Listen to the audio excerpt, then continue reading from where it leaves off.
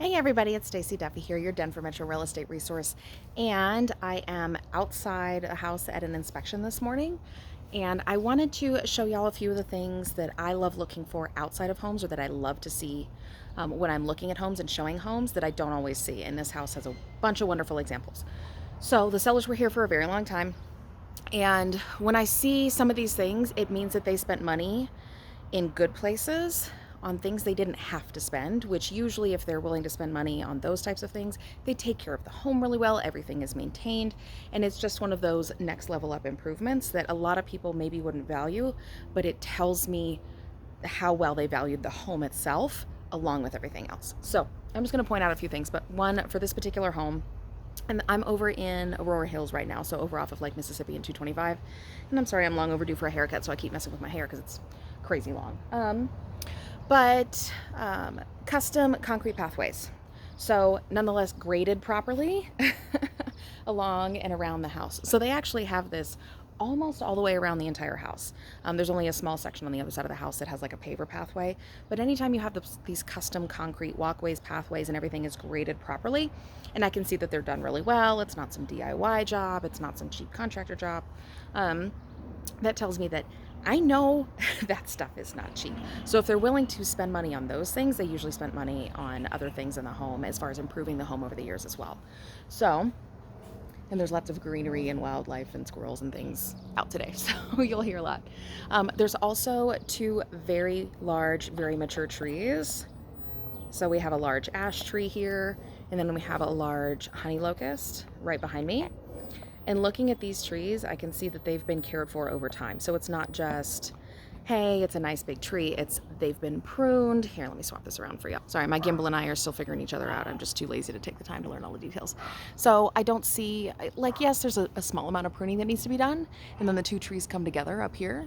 But so first of all, the canopy is taken up really high. And what I mean by the canopy is up high is you don't have a lot of little limbs and suckers and things like that on the lower portion of the tree, which is nice because it gives you mature shade without looking scraggly or unkept or anything like that.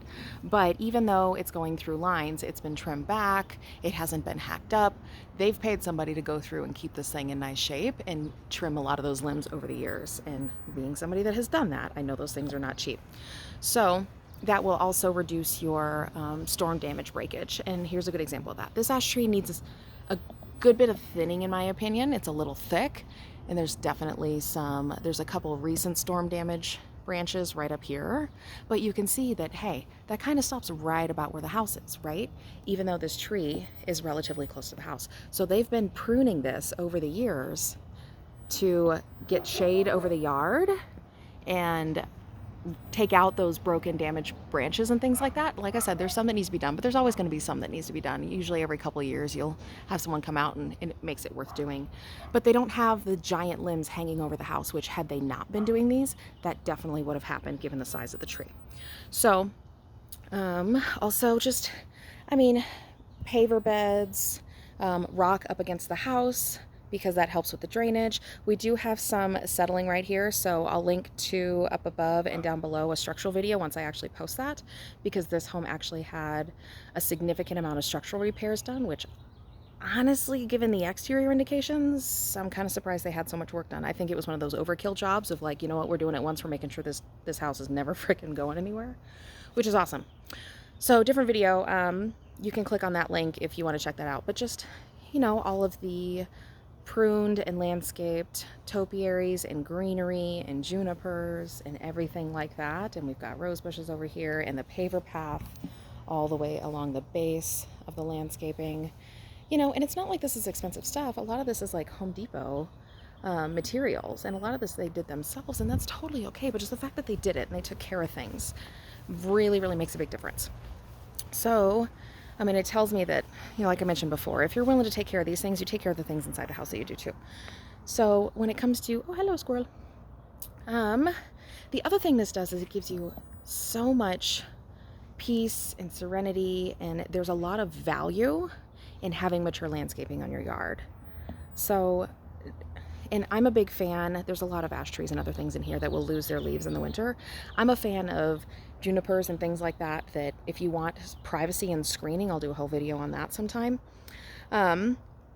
Of that is the best bang for the buck landscaping improvement and privacy and screening that you can put in, because yes, it takes time for those things to mature, but the value you get out of that when you have privacy and screening, because people love that and they don't realize that, you know, if they buy the house in the summer, then okay, you lose that in the winter depending on the type of trees and greenery and things that you put in. Or if they are shopping in the winter, then it's like, oh guys, in the summer this is beautiful. Okay, well, if you put in some evergreens or junipers or something native to the area that is drought tolerant or whatever, it is, you know, appropriate for the climate, that can be year round, you have just bought yourself privacy.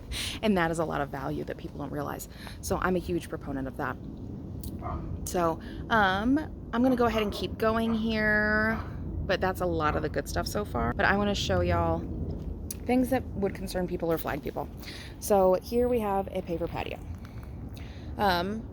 This obviously isn't custom poured concrete like everything else was around the house. And then we have kind of a screened in sunroom situation with a, you know, additional covering off of that and an additional covering off of that. Is it as good as if they paid some contractor, you know, $25,000 or $30,000 to build this absolutely gorgeous covered patio and deck situation? No. But is it better than a lot of the crap that I see? Yes. So it's all relative, right? And understanding that, okay, what's going to need immediate repair? What are concerns?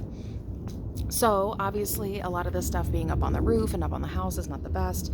If you have brick, please don't have climbing vines and things like that. It can really degrade a lot of your building materials over time and cause issues. So here they've only got a little bit that's going up onto the house, and that's easy to prune back. But it's one of those of like, hey, it could be a lot worse, because I've seen a lot worse even just this week. It could be a little bit better. But I'll leave it up to the buyers, and as long as they understand that and what the potential money could be, then that's really their choice to make, right? This is actually pretty kooky. I don't know if I can do this with one hand while holding my gimbal. This is actually a little house for a generator. So they have a throw over from the main panel that allows a generator to be hooked up. And that way they can have a backup generator in the backyard that is just big enough to maintain, you know, the essentials in the house, right? And that way, if you ever have an issue or lose power or something for a significant amount of time, I mean, who does that?